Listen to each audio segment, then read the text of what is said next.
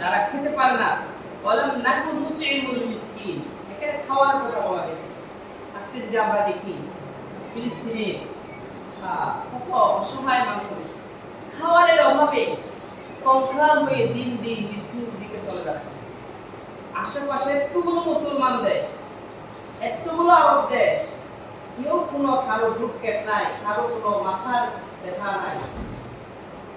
কত খাবার অপচয় করতেছে, আমরা কত খাবার নষ্ট করতেছি, অথচ ফিলিস্তিনের মানুষ একটা রুটির আশায় তীর্থের কাকের মতো চেয়ে আছে। খাইতে না পারে, তাদের বুকের পাথর হাঁটু বের হয়ে যাচ্ছে।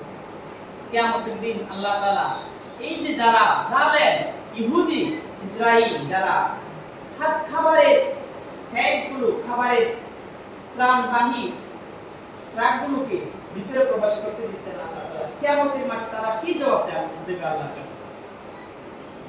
এই যে আমরাও আমাদের সাধ্যমতো আমরা পারতেছি না এখন তাদের সেই অসহায় মুসলিম ভাইদেরকে খাওয়াইতে, আমাদের সেই সুযোগ নাই, কিন্তু আশেপাশে যারা আছে আল্লাহ যেন তাদেরকে এই সুযোগটা কাজে লাগানোর তৌফিক দান করুন। আমরা তাদের জন্য দোয়া করি, আল্লাহুম্মা আমিন।